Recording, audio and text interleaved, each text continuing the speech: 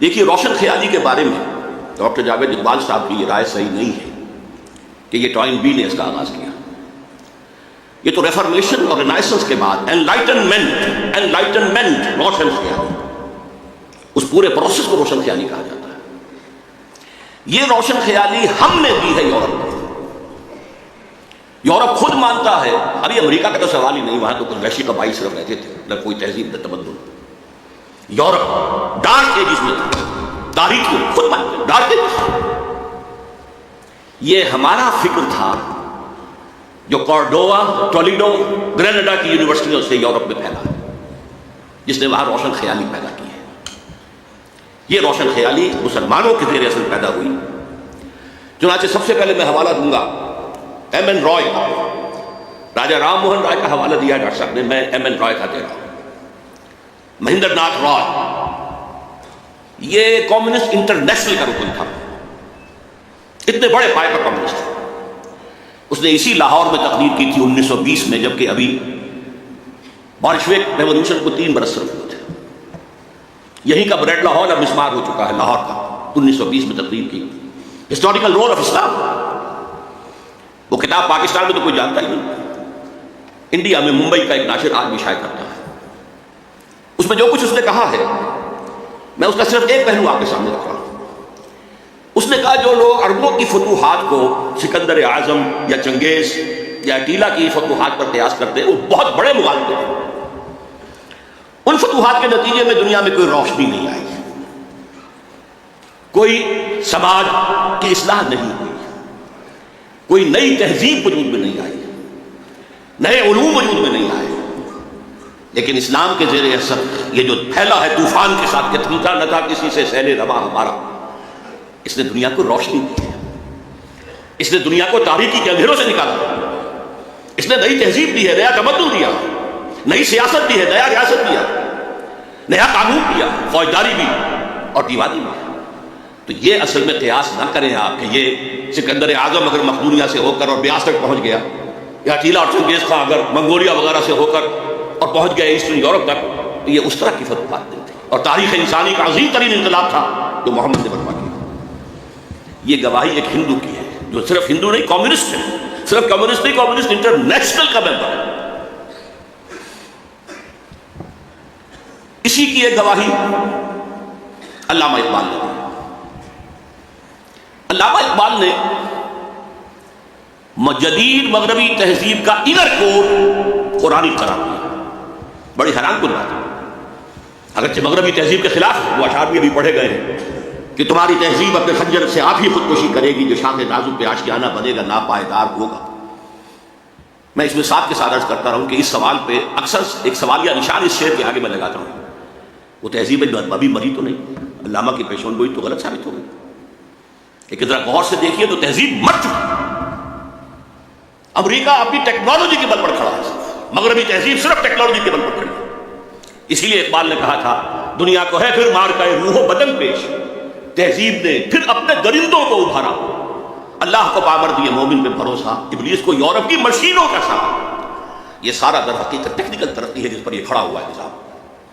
ورنہ تہذیب تو مر چکی ہے. مرد و زن اللہ کی بنائی ہوئی مخلوق جدا، ان کو وہ ایک کر رہے ہیں. ہم جنس شادیاں، ہومو سیکسول کی شادیاں، ایک مرد شوہر ایک مرد بیوی، ایک عورت شوہر ایک عورت بیوی، یہ تہذیب ہے یا تہذیب کا سنداز ہے؟ یہ تہذیب تو مر چکی، خاندانی نظام ختم ہو چکا. 4 سال پہلے بل کلنٹن نے کہا تھا کہ عنقریب ہماری قوم کی اکثریت حرامزادوں پر مشتمل ہے. بورن وداؤٹ اینی ویڈلاک، شادی وادی نہیں ہے، ہو رہے بچے بھی، یار لیونگ ٹوگیدر، بچے بھی ہو رہے ہیں. وہاں باپ کا نام جو ہے خانے سے خارج کر دیا گیا. جو فالز بنتے ہیں فادرز نے، اکثر کو معلوم ہی نہیں ہمارا باپ کون تھا، لہٰذا آپ مدرس دے دیں گے، وہ تو معلوم ہے کس نے جنم دیا. تو تہذیب مر چکی ہے، اقبال غلط نہیں تھا. تمہاری تہذیب اپنے خنجر سے آپ ہی خودکشی کرے گی، یہ شاخ نازک پہ آشیانہ بنے گا، وہاں پائیدار ہوگا. یہ انر کور اقبال نے کیسے کہہ دیا کہ مغربی تہذیب کا انر کور قرآنی ہے؟ یہ بڑی ذرا گہری بات ہے، اسے سمجھیے. دیکھیے اسلام سے قبل دنیا میں توہم پرستی تھی. اسلام نے آپ کا توہم پرستی کا خاتمہ کیا. وَلَا تَقْفُ مَا لَيْسَ لَكَ بِهِ عِلْمٌ، کسی ایسے چیز کی پیروی نہ کرو، پیچھے نہ چلو جس کے لیے تمہارے پاس علم نہ. ان السمع والبصر والفؤاد كل اولئک کان عنہ مسئولا. ہم نے جو یہ صلاحیتیں تمہیں دی ہیں، سماعت اور بصارت اور پھر عقل. فؤاد کا ترجمہ عام طور پر لوگ دل سے کرتے، میں نہیں کرتا. یہ اصل میں یہ کمپیوٹر ہے. فائدہ نکالنا کسی چیز سے، انفر کرنا. فائدہ کسے کہتے ہیں؟ گوشت کو جب بھون دیا جاتا ہے، پانی والا نکل گیا، اسے فعید کہتے ہیں. اس کا خلاصہ نکلا تھا. تو یہ فائدہ دماغ نکالتا ہے. یہ سماعت اور بصارت ان پٹ کرتی ہے، ڈیٹا فراہم کرتی ہے. ڈیٹا جو ہے وہ اس میں لوڈ کرتی ہے، اور یہ مشین میں کمپیوٹر جو ہے اسے پروسیس کرتا ہے. ان السمع والبصر والفؤاد كل اولئک کان عنہ مسئولا. ہر شخص سے جواب دہی لی جائے گی. تم نے ان کو کیوں استعمال نہیں کیا؟ توہمات میں پڑے گا. توہمات کی تاریکیوں سے نوع انسانی کو نکالنے والا اسلام قرآن. اور پھر دیکھیے دنیا مانتی ہے کہ اس سے پہلے فلسفے میں، منطق میں صرف استخراجی منطق کا راج چل رہا تھا، ڈیڈکٹیو نالج. ایک بات مان لی اور اس کے منطق کے نتیجے میں بال کی کھال اتارتے جا رہے ہیں، اسی میں ڈوبے ہوئے، اسی میں ڈوبے ہوئے. قرآن نے آ کر دنیا کو روشناس کرایا استقرائی منطق. دیکھو، مشاہدہ کرو، کھول آنکھ، زمین دیکھ، فلک دیکھ، فضا دیکھ، مشرق سے ابھرتے ہوئے سورج کو ذرا دیکھ. افلا ينظرون الى الابل كيف خلقت والى السماء كيف رفعت والى الجبال كيف نصبت والى الارض كيف سطحت فذكر انما انت مذكر. دیکھو، غور کرو، سوچو، آبزرو کرو، پھر نتائج نکالو، انفر کرو. یہ استقرائی منطق، انڈکٹیو نالج، دنیا کو اس سے روشناس کرانے والا قرآن ہے. یہی انڈکٹیو نالج سائنس کی بنیاد بنا، اور سائنس انر کور بن گیا جدید تہذیب. اگرچہ اس کا جو ظاہر انر کور کے اوپر جو پردے لپٹے ہوئے ہیں وہ غیر اسلامی ہے. وہ کیسے وجود میں آئے اس کی بھی میں تاریخ آپ کو بتا دینا چاہتا ہوں. دیکھیے، یورپ میں یہودی انتہائی دبے ہوئے، پسے ہوئے، مستضعفین، قابل نفرت، شہروں سے باہر گھٹوس میں وہ رہتے تھے. انہیں اذیت پہنچاتے تھے عیسائی. اور صحیح بات تھی، عیسائی جسے اپنا خدا مانتے، خدا کا بیٹا مانتے، وہ کہتے وہ حرامزادہ تھا، باسٹرڈ، سن آف مین، ولد الزنا، جادوگر تھا، کافر تھا، مرتد تھا، واجب القتل تھا. اسی لیے ہم نے اسے سولی پر چڑھوایا. یہ دوسری بات ہے کہ اللہ نے کیا کیا اور کب انہیں اٹھایا. انتہائی پرسیکیوٹڈ کمیونٹی تھی، اور سب سے زیادہ شدید پرسیکیوشن اسپین میں تھی، جو بہت گہرا کیتھولک ملک ہے. یہی وجہ ہے کہ یہودیوں نے مسلمانوں کی مدد کی اسپین کو فتح کرنے. راستے بتائے محمد ابن نہیں طارق ابن زیاد. نتیجہ کیا نکلا کہ مسلمانوں نے انہیں سر پر بٹھایا، ان کی عزت کی، احترام کیا، تقریب کیا. ایک وقت میں وزیر اعظم جو ہے سلطنت ہسپانیہ کا یہودی تھا. یہ یہودی جو ہیں، انہوں نے وہاں بیٹھ کر یورپ کی بیچ میں چھڑے کھونگے، عیسائیوں سے بدلے لیے.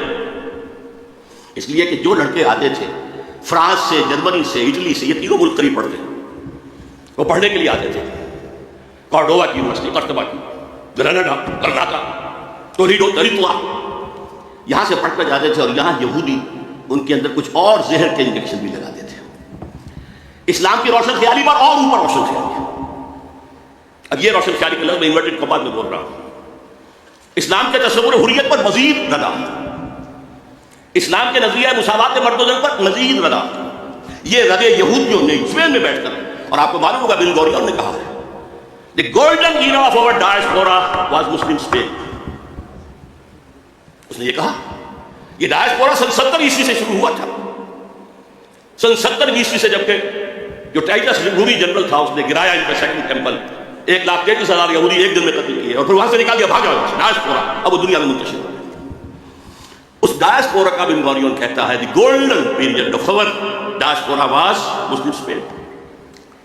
جیسے انہوں نے مسلمانوں کے پیٹھ میں خنجر گھونپا، ایک یہودی عبداللہ ابن سبا نے وہ فتنہ اٹھایا جو آج تک سنی اور شیعہ کے اختلاف کی صورت میں، اب تو خون بھی بہتا ہے، اس سے پہلے خون نہیں بہتا تھا.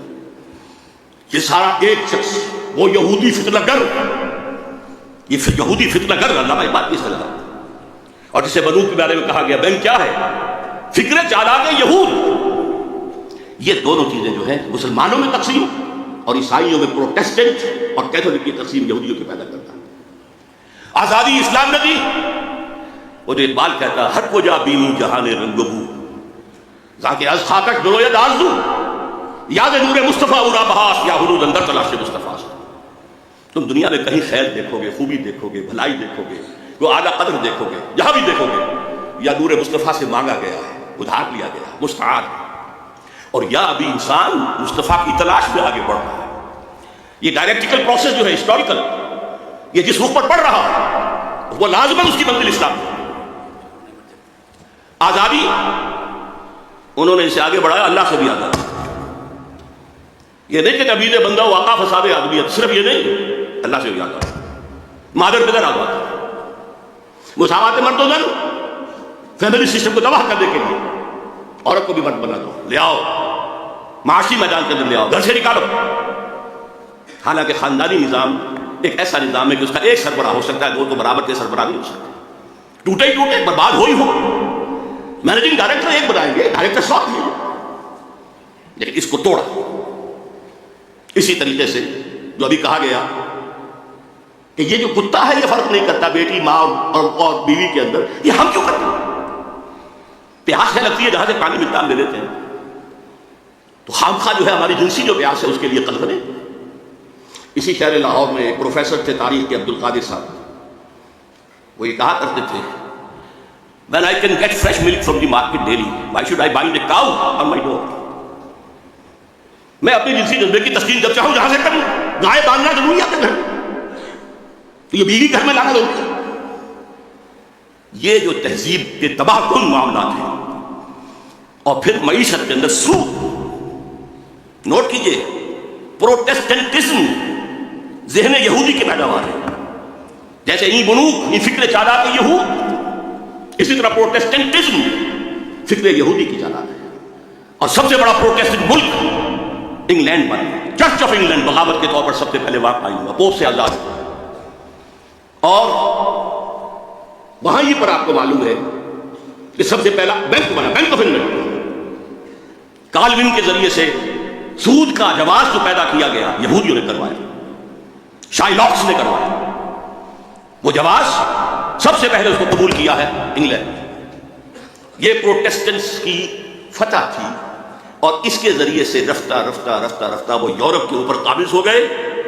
اور آپ کے والد محترم جب دیکھ کر آئے تھے 1905 سے 1908 تک فرنگ کی رگے جا بن گئے یہود میں.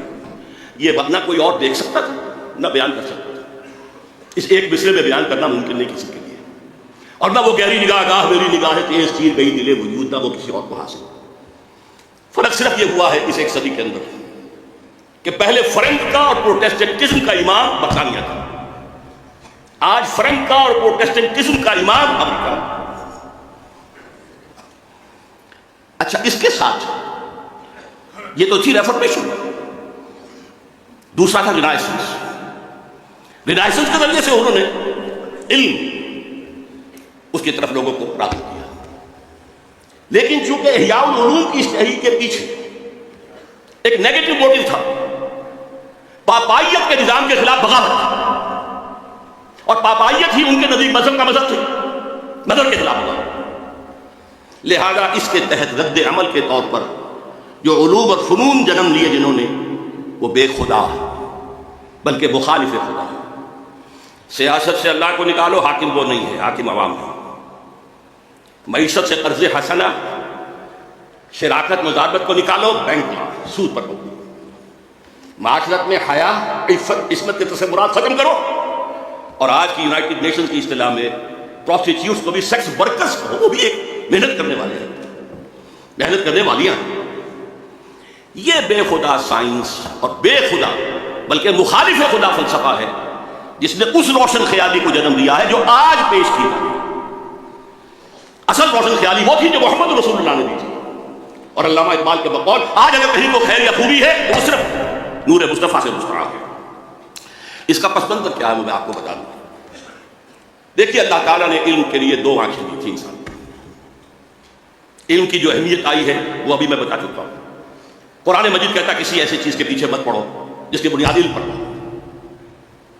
اچھا، اسی لیے یہ تمام توہمات اوکل سائنس، حالانکہ انہیں سائنس کہا گیا، باب ہسٹری ہو، نجوم شناسی ہو، یہ چیزیں ان میں حقیقت ہے. اسلام نے اس کا انکار نہیں کیا. Science of numbers, science of colours وغیرہ وغیرہ جنہیں آپ کہتے ہیں اوکل سائنس، ہٹاؤ ان سے، توجہ ہٹاؤ. جادو حق ہے مت کرو، کفر ہے. یہ نہیں کہا کہ یہ نفی کی ہے کہ ان میں کوئی حقیقت ہے ہی نہیں، تمہاری توجہ نہیں ہونی چاہیے. تمہیں ہم نے دو آنکھیں دی اور سورہ بقرہ کے چوتھے رکوع میں دونوں آنکھوں کا ذکر ہے. ایک آنکھ ہے ایکوائرڈ علوم کے لیے، جو علم تمہیں خود حاصل کرنا ہے، جسے پوٹینشلی آدم کے اندر ودیت کر دیا گیا تھا. جیسے آم کی گفلی میں پورا آم کا درخت ہے، علم آدم الاسماء کلھا میں وہ پورا ایکوائرڈ نالج موجود تھا جو آدم حاصل کر سکتا تھا یا نسل آدم حاصل کر سکتی تھی. اس کے لیے کیا اپریٹس کیا؟ ان السمع والبصر والفؤاد، ان تین چیزوں کو بروئے کار لاؤ اور قدم بقدم بڑھتے چلو. یہ اس علم الاسماء کی ایکسفولیشن ہے جو آج ہم دیکھ رہے ہیں سائنس کی شکل میں، ٹیکنالوجی کی شکل میں. یہ بھی اللہ کا دیا ہوا علم ہے، اسے سیکولر علم نہ کہیے، قطعاً نہیں. بلکہ بڑا پیارا جملہ کہتے تھے ڈاکٹر رفیع الدین مدعو مغفور، میرے نزدیک فکر اقبال کے بہت بڑے شاعر ہیں، کہ Quran is the word of God and this universe is the work of God. ان دونوں میں کوئی تضاد نہیں ہو سکتا. اگر تضاد محسوس ہوا اس دور میں جبکہ ہمارا کائناتی علم بہت کم تھا، وہ تضاد اس دور کے مفسرین کے حوالے کیا جائے گا، قرآن کے حوالے نہیں کیا جائے گا. اس لیے ڈاکٹر مورس بختار نے کہا کہ میں نے بائبل پڑھی، اس میں بہت سی چیزیں وہ ہیں جنہیں قرآن غلط ثابت کر چکا ہے. موجودہ سائنس، قرآن میں ایک حرف میں نہیں پایا کہ جسے موجودہ سائنس نے غلط ثابت کیا. اور وہ مسلمان ہو گیا، فرینچ سرجن بہت بڑا.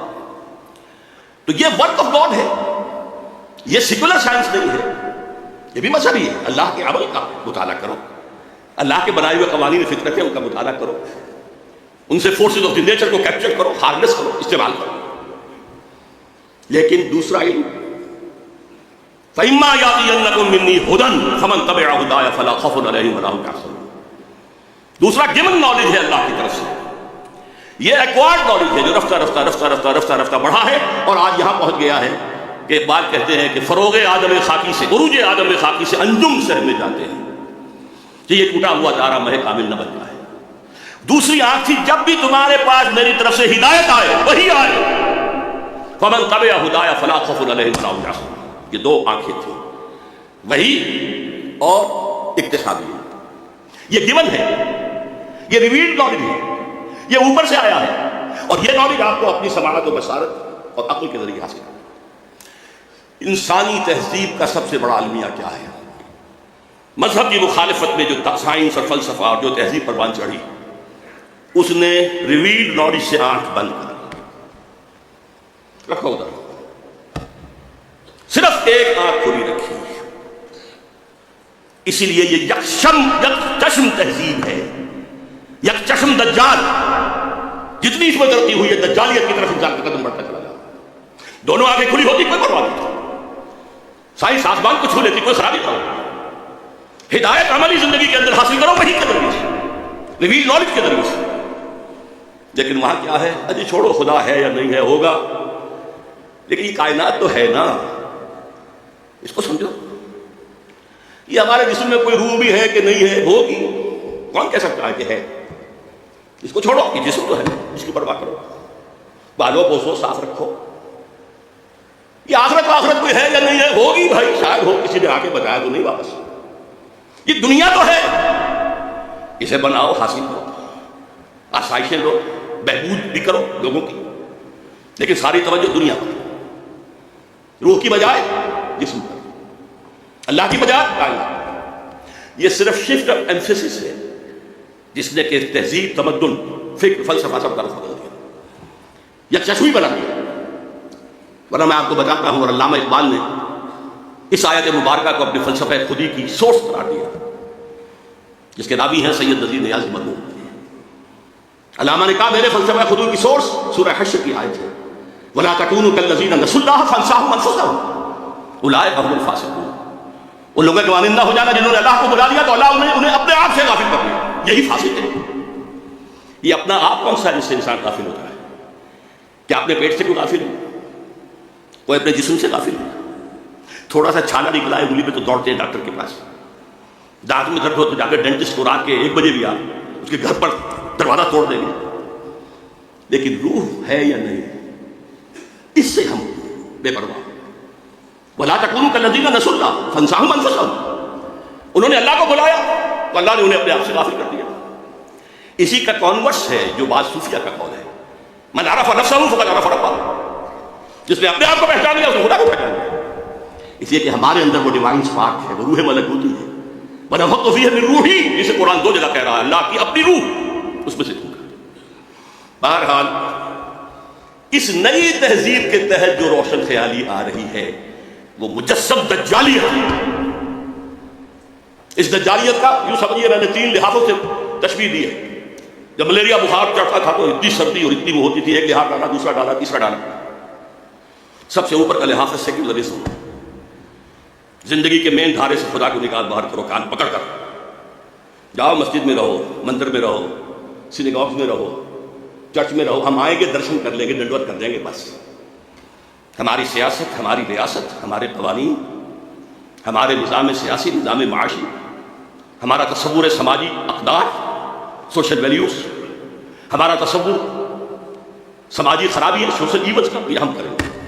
نتھنگ ڈوئنگ، آپ بیٹھے مسجد میں بیٹھے، آئیں گے ہم، پاک آئیں گے، درشن کریں گے آپ۔ یہ پہلا لحاظ ہے جو پوری کائنات، پورے زمین کو اس وقت انگلف ہے۔ دوسرا لحاظ انٹرسٹ بیسڈ کیپیٹلزم، پوری بینکنگ، یہ بنوک، یہ فکر چادا کے یہود، نور حق 80 نئے آدم نبوت۔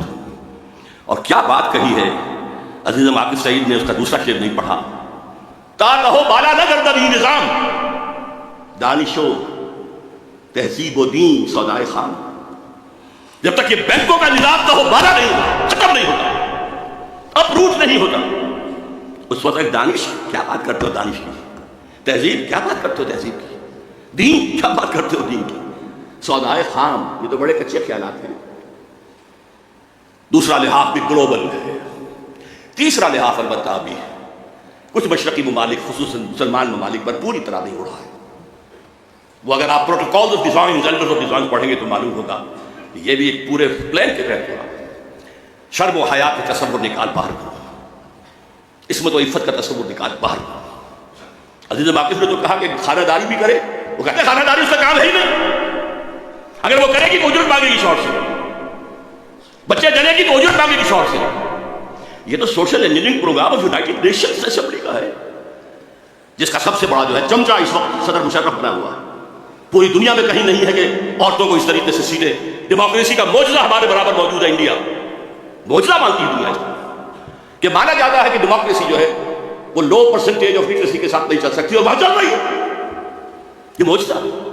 اسی لیے وہ ہندوستان کی پرستش کرتے ہیں، ڈیموکریسی ان کا مذہب ہے، امریکہ میں نہیں ہے، کہاں ہے؟ لیکن وہ شیطان کے چمچے جو ہے وہ شیطان کو کوئی کان قطر دیں گے، اس کو بھی پیچھے چھوڑ دیں۔ اس کے ضمن میں ڈاکٹر جاوید اقبال صاحب کی خاص طور پر توجہ منعطف کراؤں گا۔ رینڈ کارپوریشن جو امریکہ کا ہائیسٹ لیول کا تھنک ٹینک، اس کی تازہ ترین رپورٹ جو آئی ہے اس میں جو مسلمانوں کو 4 طبقات میں تقسیم کیا۔ ایک فنڈامنٹلسٹ ہے جو اسلام کو صرف مذہب نہیں سمجھتے، نظام سمجھتے، دی پولیٹیکو سوشو اکنامک سسٹم، یہ ہماری ہٹ لسٹ پر نمبر 1 ہے، انہیں ہم نے ختم کرنا ہی کرنا، یہ ہمارے دشمن، اس لیے کہ انہیں مذہب سے دشمنی نہیں ہے۔ نمازیں پڑھو، تم آئے امریکہ میں، تم نے چرچ خریدے، مسجدیں بنا لی، ہم نے تو کوئی اعتراض نہیں کیا، تم نے سینیگاگز خریدے، مسجدیں بنا لی، ہم نے تو کوئی اعتراض نہیں کیا، تم رمضان میں روزے رکھتے ہو، ہم تمہیں ایک افطاری پارٹی دے دیتے ہیں وائٹ ہاؤس میں، تم عید اور بقرعید مناتے ہو، ہم یادگاری ٹکٹ ایشو کر دیتے ہیں، ہمارے اسلام سے بھی کوئی دشمنی نہیں۔ ہاں، Islam is a political socio economic system, جسے وہ پولیٹیکل اسلام بھی کہہ دیتے ہیں، یہ ہمارا دشمن ہے، اس کی وجہ صاف ہے۔ نصف صدی تک جو کولڈ وار جاری رہی وہ نظام کی جنگ تھی، مذہب کی تو کوئی جنگ نہیں تھی۔ مغرب میں وہی کرسچینٹی تھی جو یورپ میں اور USSR کے اندر تھی، وہی کرسچینٹی، فرق کیا ہے؟ صرف ایک فرقے کا فرق ہے، پروٹیسٹنٹزم ہے، کیتھولسزم ہے، اور جس کو کہتے ہیں وہ مشرقی آرتھوڈاکس، ایسٹرن آرتھوڈاکس، یہ اللہ اللہ خیر چلو، مذہب تو ایک، ساری جنگ نظام کی تھی۔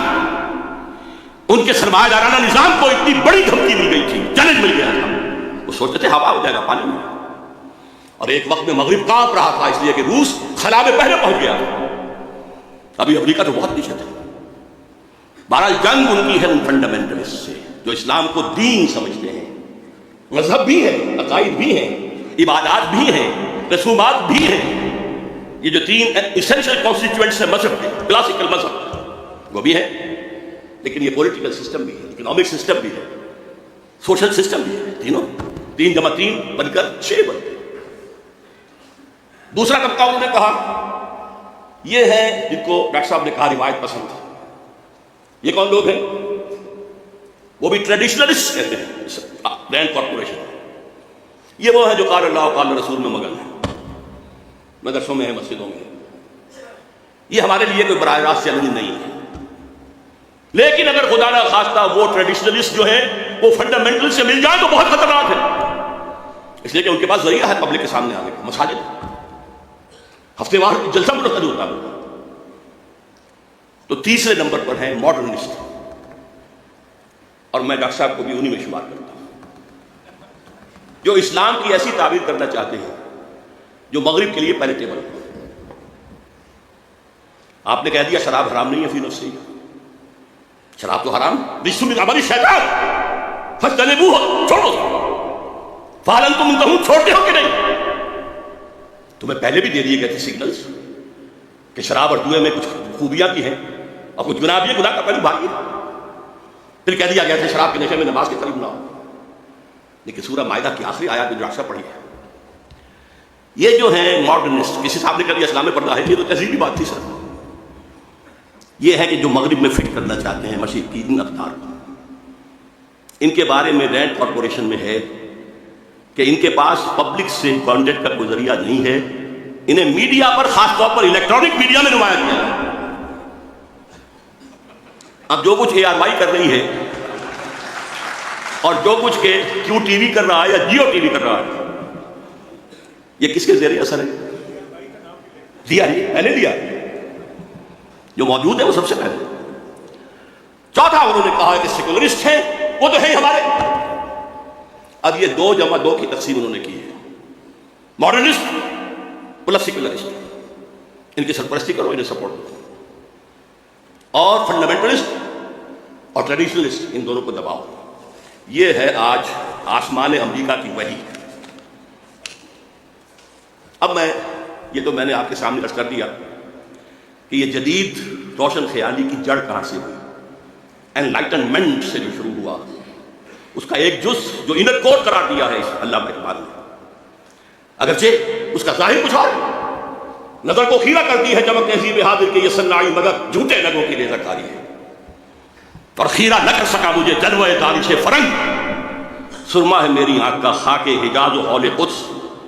پسر اقبال سے معذرت کے ساتھ عرض کر رہا ہوں، میں نے اس میں تبدیلی کی ہے مصر میں، اس لیے کہ مدینہ و حجاز تو ایک شہر ہے. علم محمدی کے دروازہ ہے حضرت علی، وہ نجف کہا نا انہوں نے حضرت علی کے حوالے سے. میں کہہ رہا ہوں ان میں باب عطف نہیں آ سکتا، وہ تو ایک عادت ہے. ہاں دوسری سورس جو ہے old testament and new testament, حول قدس الذی بارکنا حولہ، جہاں سینکڑوں انبیاء دفن ہیں، جہاں ابراہیم دفن ہے، جہاں یعقوب اور اسحاق دفن ہے، جہاں ان کے خیال میں سولی چڑھائی گئی تھی حضرت عیسیٰ وغیرہ وغیرہ. تو میں نے اس میں ترمیم کی ہے، اور مجھے امید ہے میں کوئی علامہ اقبال کے کلام کا یا پیغام کا ماہر ہونے کا دعویٰ نہیں کرتا. البتہ ان کے آخری زمانے کی ایک نظم، اس کے آخری شعر کا مصداق میں خود کو بھی سمجھتا ہوں. چند را گیرے دست دستم کہ کار از دست رخت، نغمام خو گشت و از رکھائے سار باید برو. لوگوں مجھ سے یہ ستار، یہ چنگ لے لو. میں اپنی انگلیوں سے جو اس کو چھیڑ رہا تھا تاروں کو، اب ہاتھ کا کام پورا ہو گیا ہے. اب میرا نغمہ اس ستار کی تاروں کے اندر خون بن کر گردش کر رہا ہے، اور اس کی رگوں سے، اس کے تاروں سے خود بخود نکلے گا. میں اپنے آپ کو یکے از رگ ہائے فکر اقبال سمجھتا ہوں. یکے چنگ را گیرے دست دستم. اور ڈاکٹر صاحب سے میں پھر عرض کروں گا کہ جو ریکنسٹرکشن اور علامہ کی شاعری کا فرق ہے، اس کے لیے یہ بات بھی نوٹ کر لیجئے کہ لیکچرز میں وہ مہدی کا تصور اور مسیح اور اس کا تصور، اس کو کہتے ہیں کہ یہ امیجین اثرات ہیں اسلام کے. اصل میں لیکچر کا موضوع ہے عقل. بعض چیزیں عقل میں نہیں آتی. فلسفہ تو عقل کی حدود سے باندھی جائے, لیکن ان کی شاعری الہامی تھی. اس بات کو کہا تھا اشفاق احمد صاحب نے, وہ تلقین شاہ, کہ شاعری والا اقبال رات کا اقبال تھا جس میں اسے الہام ہوتا تھا, اور ریکنسٹرکشن والا اقبال دن کا اقبال تھا جو اپنے عقل سے کام کرتا تھا. تو مہدی کا تصور کی اس طرح کی نفی. لیکن یہ شعر جس کا آخری شعر میں نے آپ کو جس نظم کا سنایا, اس کا پہلا شعر کیا ہے؟ خضر وقت از خلوت دشت حجاز آید برون, کارواں زیں وادی دور و دراز آید برون. خضر وقت مہدی دشت حجاز سے باہر آئے. اس میں سنی اور شیعہ دونوں تصور آ گئے. شیعوں کے نزدیک حضرت مہدی بعد میں امام تھے جو خطبہ پوش, وہ ظاہر ہوں گے. اور سنیوں کے نزدیک حضرت ام سلمہ کی حدیث ہے کہ خلیفہ کے انتقال کے بعد خانہ جنگی ہو جائے گی, اور ایک شخص کی طرف لوگ دیکھ رہے ہوں گے رہنمائی کے لیے, اور وہ اسے گریز کرتا ہوا مدینے سے بھاگ کر مکے میں چھپ جائے گا. لوگ وہاں سے تلاش کریں گے, نکالیں گے. تو نکالیں گے. خضر وقت از خلوت دشت حجاز آید برون, کارواں زیں وادی دور و دراز. یہ وادی سندھ جس کا ایک حصہ افغانستان ہے, مشرقی افغانستان, دوسرا حصہ یہ پاکستان ہے, یہاں سے نکلے گا جو حضور کی حدیث کے مطابق یخرج ناس من المشرق یؤتون للمہدی, یعنی سلطان ہے. مشرقی ملک سے فوجیں آئیں گی جو مہدی کی حکومت کو قائم کریں گی. اللہ کرے کہ وہ پاکستان ہو. اقبال کے خواب میں وہ پاکستان بھی تھا اور افغانستان بھی ساتھ. بہرحال آج جو قرات ہوئی اس میں بھی جو نقشہ کھینچا گیا ہے کہ یہود و نصارہ کو اپنا ولی نہ بناؤ. ہماری بدقسمتی ہے کہ اس دور کے بہت بڑے مفکر, مورخ, درویش صفت انسان ڈاکٹر حمید اللہ مرحوم نے اس آیت میں ولی کا ترجمہ کیا ہے حاکم نہ بناؤ. حیران, عربی کے بہت بڑے ماہر, لیکن میرے نزدیک یہ آیت قرآنی وَمَن نُعَمِّرْهُ نُنَكِّسُهُ فِي الْخَلْقِ, جس کی عمر زیادہ کر دیتے اس کی عقل اودھی کر دیتے, تخلیقی صلاحیتیں کم کر دیتے, وہ اولیاء کا ترجمہ حاکم کہہ رہا. اچھا حاکم کو کسی کو خود بنانا ہے؟ انگریز آئے تھے تو ہم نے بنایا تھا, وہ تو آئے تھے اپنے زور زور سے آئے تھے. یہ ولی کا ترجمہ ہے, جمع ہے اولیاء. میں ساتھی نہ بناؤ, ہمدرد نہ بناؤ, سہارا نہ بناؤ, پشپنا نہ بناؤ, دوست نہ بناؤ, رازدان نہ بناؤ. یہ اس کا ترجمہ ہے. تو واقعتاً اس وقت ہم یہود و نصارہ کے اندر جو آیت میں الفاظ آئے تھے یسارعون فی الخیر فیہم, کچھ لوگ ہیں گھسنا چاہتے ہیں ان کے اندر, ان کی تہذیب میں, ان کے تمدن میں, ان کے نظام میں گھسنا چاہتے ہیں. اور کہتے کیا ہیں, جیسے کہ کہا تھا 11 ستمبر 2001 کو صدر مشرف نے, جو میں نے اپنے کانوں سے سنا پھر 16 ستمبر 2001 کو, اگر ہم اس وقت ساتھ دیں گے امریکہ ہماری ایٹمی صلاحیت کی بھی حفاظت کرے گا, کشمیر کا مسئلہ حل کرا دے گا, نہیں تو یہ سارے معاملات بھی ختم.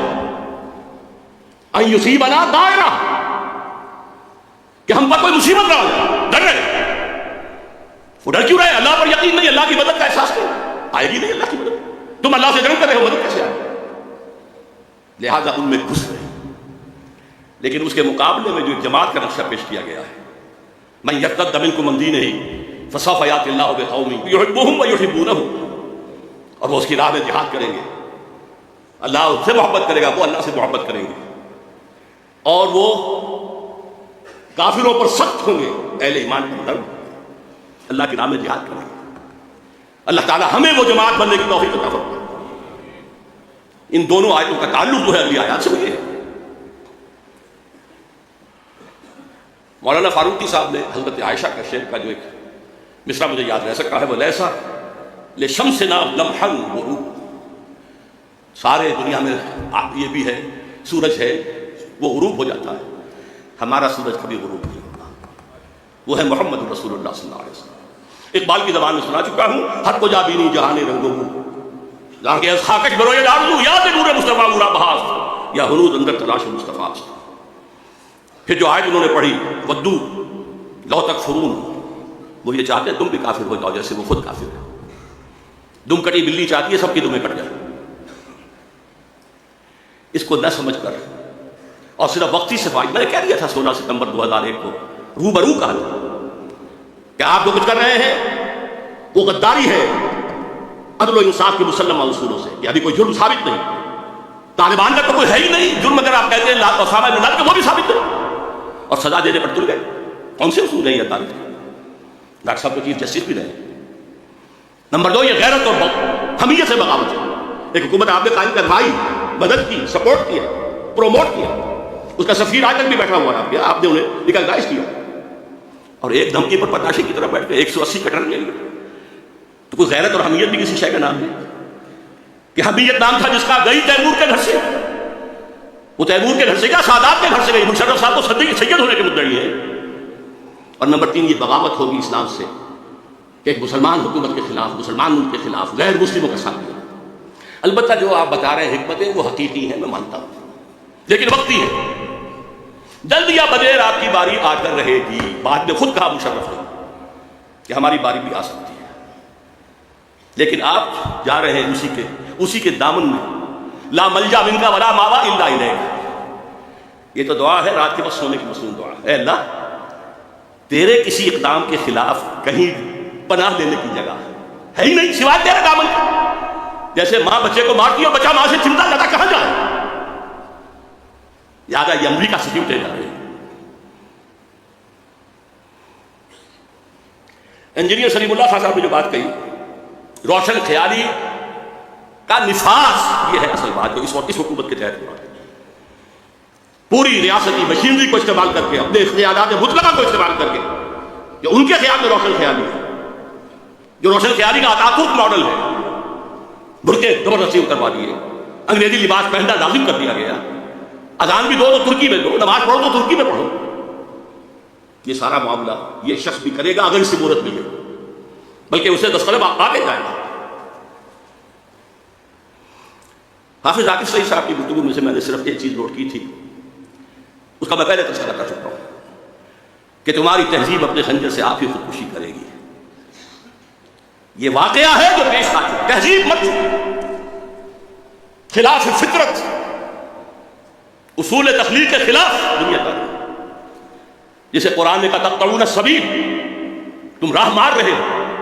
یہ راہ مارنا جو ہے رہزنی بھی ہے، اور یہ انسانیت کی پیدائش کی راہ نہیں ماری جا رہی. 2 عورتوں کی شادی، 2 مردوں کی شادی، فطرت کے راہ کو مسدود کیا جا رہا ہے. محترم اور مکرم ڈاکٹر جاوید اقبال صاحب کی جو کے فرمودات میں سے ایک پر میں پہلے تذکرہ کر چکا ہوں. میرے نزدیک یہ انلائٹنمنٹ کی تعبیر ہے جو آج سے 400 برس پہلے کی بات ہے، اور آج اسے ہم اس انلائٹنمنٹ جس میں اسلام کی انلائٹنمنٹ کے ساتھ یہودیوں کا ذہن، فکر چالاک یہود شامل ہو گیا تھا. مجھے ایک شعر یاد آیا، کون سیاہی گھول رہا ہے وقت کے بہتے دریا میں. وقت کا بہتا دریا اسلام کی تعلیمات، حریت و اخوت و مساوات، جس کا راگ الاپا اقبال نے، جس کا راگ الاپا بلکہ قوالی کہی جس کی قائد اعظم نے، اس کے اندر زہر داخل کیا ہے. حریت اللہ سے بھی آزادی ہے، عبادت بدر آزادی، مساوات عورت مرد بالکل برابر. سماجی نظام کیا ہے؟ یہ شرم اور حیا اور یہ عصمت و عفت. غیرت نہ تجھ میں ہوگی نظر نوٹ چاہے گی. وہ زمانہ آ چکا. نمبر 2، ڈاکٹر صاحب نے سب سے زیادہ اہم قرار دیا انقلاب فرانس کو. یقیناً وہ بھی رینیسنس کا ایک پروڈکٹ ہے، نتیجہ ہے. آزادی، بادشاہوں سے آزادی، جاگیرداروں سے آزادی، لارڈ سے، بیرن سے آزادی. لیکن اس کا جو اصل مظہر ہے وہ ہے در حقیقت چرچ آف انگلینڈ اور بینک آف انگلینڈ. یہ ہے 2 چیزیں جو یہودیوں نے واپس کی. چرچ پاپائیت سے اگر بغاوت نہ ہوتی تو سود کی اجازت نہیں مل سکتی.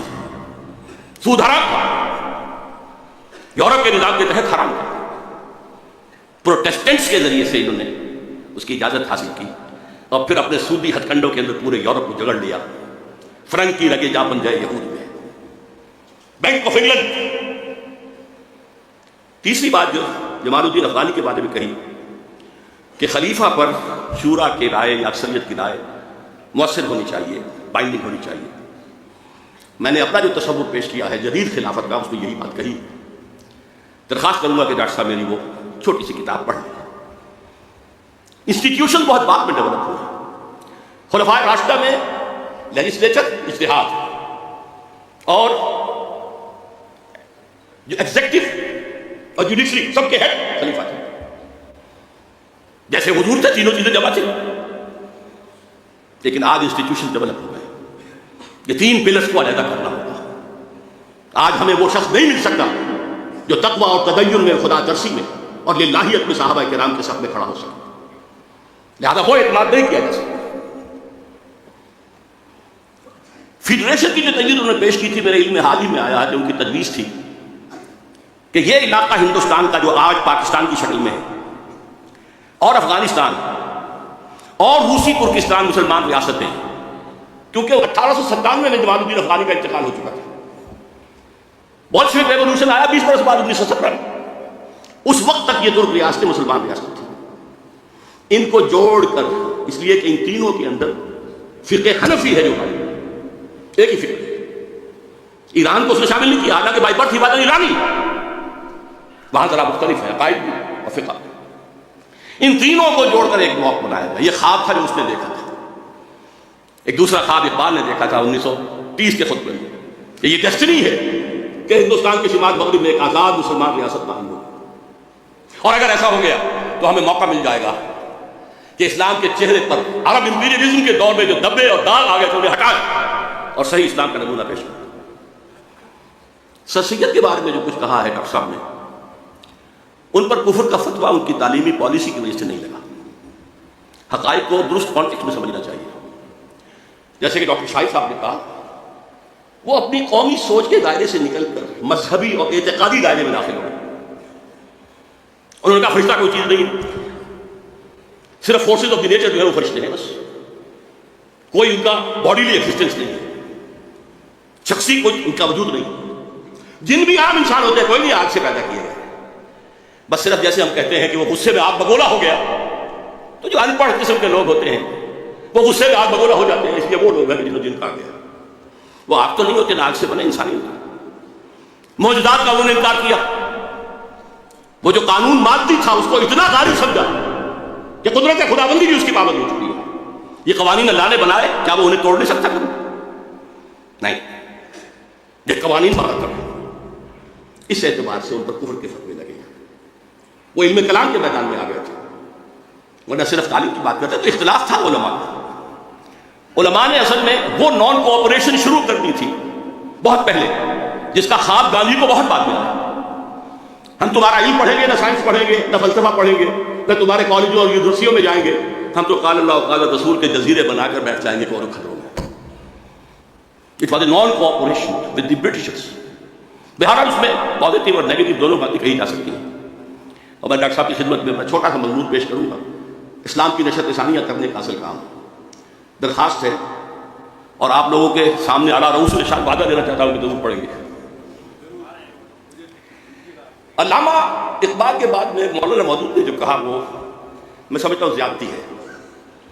مودودی صاحب نے جو باتیں کہیں کہ وہ ملامتیہ فرقے سے تھے، یہ صوفیوں کا ایک مسلک ہے۔ بعض صوفی جو للہیت میں اتنے ادب جاتے تھے، غلو، کہ لوگ کہیں ہمارے عقیدت بند نہ ہو جائیں، عقیدت بند ہو جائیں گے تو ہمارے ہاتھ چومیں گے، ہمارے پاؤں چومیں گے، شخصیت پرستی آ جائے گی، اور یہی بت پرستی کی بنیاد ہوتی ہے۔ تو وہ خلاف شرع کا عمل اعلان کرتے تھے تاکہ لوگ ہم سے متنفر ہو جائیں، ہمارے پاس نہ، لیٹ اس الون، ہمیں رہنے دیں۔ اس میں کوئی توہین کا پہلو بالکل نہیں تھا۔ علامہ اقبال کے خطبہ الہ آباد میں جو قومیت کی بحث ہے اس کو تو عام کیا ہی موجود نہیں، مسئلہ قومیت عامی کتاب لکھ کر۔ علامہ کا خطبہ تو آج بھی لوگ پڑھیں تو سمجھ نہیں سکتے، وہ فلسفیانہ بحث ہے، لیکن اس کو عام کیا، مسئلہ قومیت کے نام سے کتاب، جو ایک زمانے میں مسلم لیگیوں کے آنکھ کا تارا تھی اور ہزاروں لاکھوں اس کے جو ہے تقسیم کیے گئے۔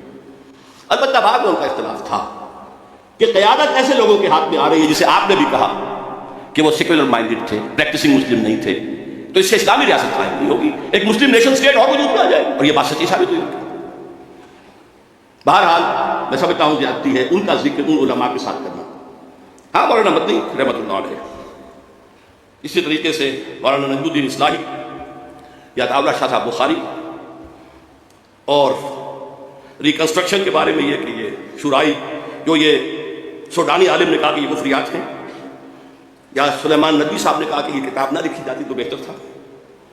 ابو نصر ندوی کو آپ نے پوتا قرار دیا ہے سید احمد بریلوی کا، وہ کئی پشتوں میں جا کر نواسے بنتے ہیں. سید احمد بریلوی کا بیٹا تو کوئی تھا ہی نہیں, اور وہ بھی براہ راست نواسے نہیں, کئی پشتے ہیں.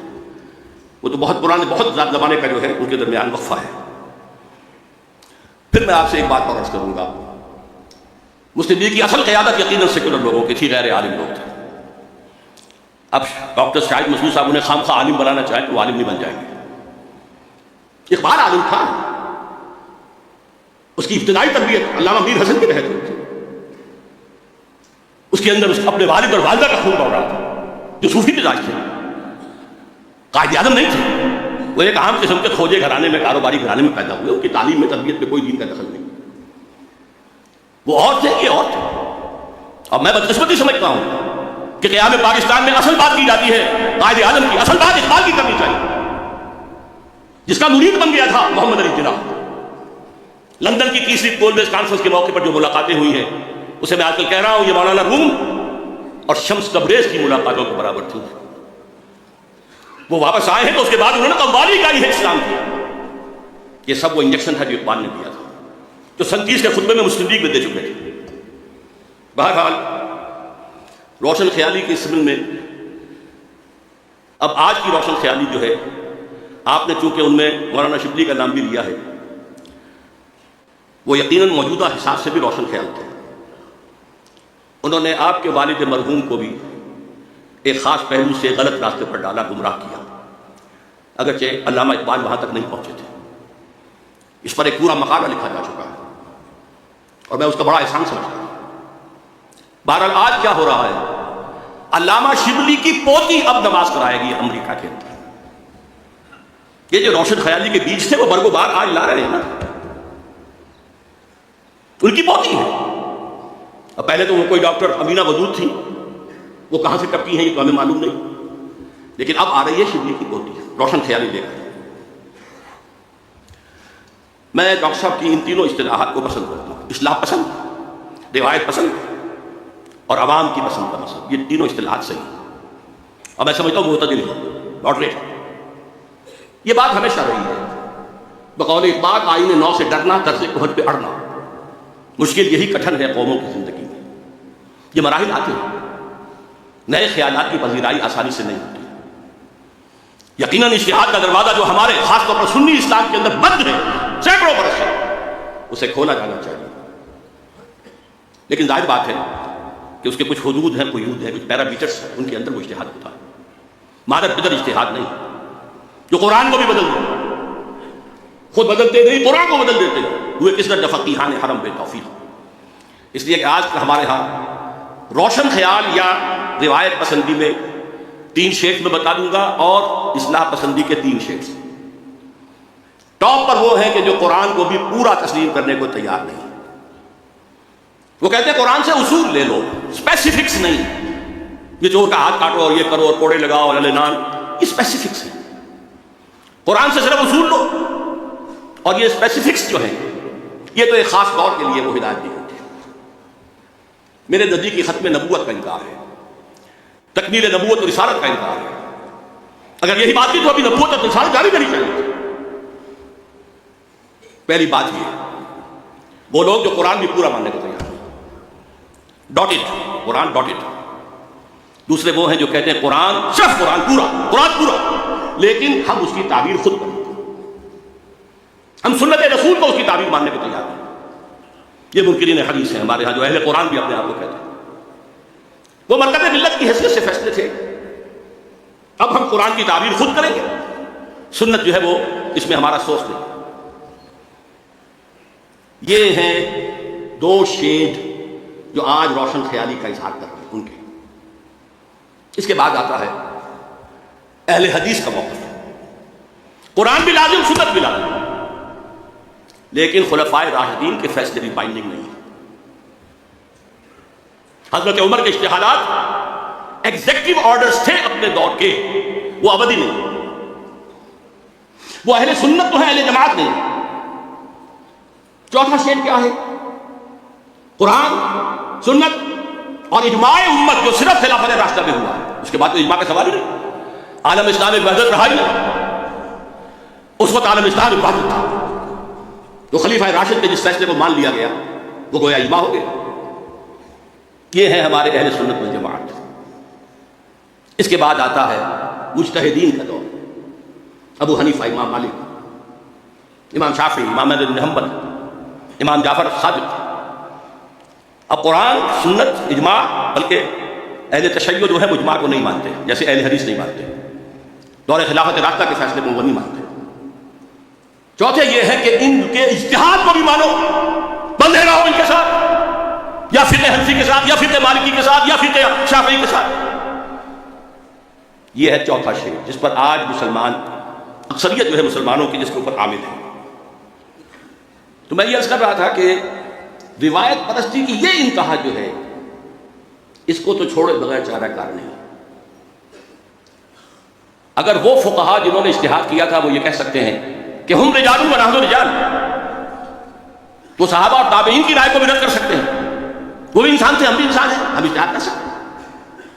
تو امام ابو حنیفہ بھی انسان تھے، امام مالک بھی انسان تھے، امام شافعی بھی انسان تھے، امام احمد بن حنبل بھی انسان تھے، امام جعفر صادق بھی انسان تھے۔ خطا ہو سکتی، اور خطا نہ ہو تو جدید تقاضوں کے اندر ایسی وسعت پیدا کی جانی چاہیے، مصالح مرسلہ کے حوالے سے اجتہاد کا دروازہ کھلنا چاہیے۔ تو یقیناً اگر ٹریڈیشنسٹ مسلمان اس کے اوپر مصر رہیں گے تو اپنے پاؤں پر کلہاڑی خود ماریں۔ وہ بات صحیح ہوگی کہ زمانہ آگے نکل جائے گا، وہ پیچھے رہ جائے گا۔ عوامی مذہب کی بھی ظاہر بات ہے کہ ہمیں ضرورت ہوگی کہ اس کی اصلاح کریں، اصلاح پسندی کے اندر وہ بھی شامل ہونا چاہیے۔ اس میں جو چیزیں آ گئی ہیں جو توحید کے تقاضوں کے خلاف ہے، جو دین کے بنیادی اعمال ان کے خلاف ہے، اس کی نفی ہونی چاہیے، اگرچہ ان کو موضوع بنانا درست نہیں۔ قرآن کی دعوت عام کی جائے، خود بخود وہ چیزیں جو ہے دھل جائیں گی، روشنی پھیلے گی، تاریکیاں چھٹ جائیں گی۔ ڈاکٹر شاہد مسعود صاحب کے حوالے سے میں حیران ہوا جب یہ کہہ بیٹھے وہ کہ پوری نماز کو بدلنا پڑے گا، انا للہ و انا الیہ راجعون۔ یہ کہاں سے کہاں پہنچ گئے؟ میرے نزدیک تو اسلام کا بہت ظاہر ہے، 1400 برس سے زیادہ گزر گئے اور نماز کے اندر ہماری ڈرل جو ہے، جماعت، وہ کہیں ٹوٹتی نہیں ہے۔ کسی کے نزدیک 3 رکعتیں نہیں ہیں، فجر کی 2 ہی ہیں، کسی کے نزدیک 2 یا 4 نہیں ہیں، مغرب کی 3 ہی ہیں۔ ہر رکعت کی ترتیب وہی ہے، قیام ہے، رکوع ہے، پھر قومہ ہے، پھر سجدہ ہے، پھر جلسہ ہے، پھر سجدہ ہے۔ کسی کے نزدیک اختلاف ہے، شیعہ، بریلوی، دیوبندی، اہل حدیث، کسی کے نزدیک۔ سن 62 میں پہلی مرتبہ حج کی سعادت حاصل ہوئی تھی تو مجھ پر یہ منکشف ہوا تھا۔ ایک شخص، ہم تو خیر یہاں پر نمازیں پڑھتے تھے، سب حنفی ہیں، لیکن وہاں کیا تھا؟ حنفی، دیوبندی، بریلوی، شافعی، مالکی، حنبلی، جعفری، سب موجود ہیں، اور نماز کی ڈرل کے اندر کہیں رکھنا نہیں آتا۔ اگر کسی کا خیال ہوتا کہ جیسے رکوع ایک ہے 1 رکعت میں، سجدہ بھی ایک ہی، تو کچھ ایک سجدہ کر کے کھڑے ہو جاتے، کچھ سجدے میں ہوتے اور وہ کہتا پھر کھڑا ہونے والا، یہ ناگاہ گر گئے سجدے میں جب وقت قیام آئے۔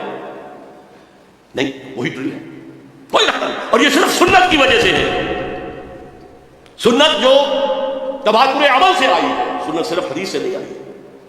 امت کا تواتر عمل، صحابہ نے دیکھا حضور کو، صلو کما رأیتمونی اصلی، تابعین نے دیکھا صحابہ کو، تبع تابعین نے دیکھا تابعین کو، نسل بعد نسل۔ نماز کا طریقہ یہی رہے گا، چاند پہ ہوں گے تو وہی زمین قرار پائیں گے، اسی پر سجدہ ہوگا، اسی پر قیام ہوگا۔ باقی یہ کہ کیا اور شکلیں ہوں گی، یہ جب وقت آئے گا اس اجتہاد کے لیے، جیسا کہ غالباً ملک عبدالرؤف نے کہا تھا یا انجینئر سلیم اللہ صاحب نے، جو نئے مسائل پیدا ہوں گے انہیں اجتہاد کرنا ہی۔ لیکن میں قدیم مسائل میں سے بھی جو ہمارے مکاتب فقہ ہیں ان کے اندر اجتہاد کا قائل ہوں، اور یہ ہے درمیانی راستہ، معتدل راستہ، روشن خیالی کا راستہ۔ اللہ مجھے توفیق دے کہ میں اس پر کاربند بھی رہوں اور اسے پھیلا بھی سکوں۔ مقررین حضرات کے بارے میں جو کچھ میں نے عرض کیا ہے، معذرت خواہ ہوں، خاص طور پر ڈاکٹر جاوید اقبال صاحب سے، وہ مجھ سے 8 سال بڑے ہیں، اور میں حیران ہوا کہ ان کے اندر اس وقت بھی اتنی قوت ہے کہ کھڑے ہو کر اور بغیر یہ سہارا لیے ہوئے انہوں نے بڑے خطیبانہ انداز میں تقریر کی ہے۔ میں نے انہیں فوراً داد تحسین دی تھی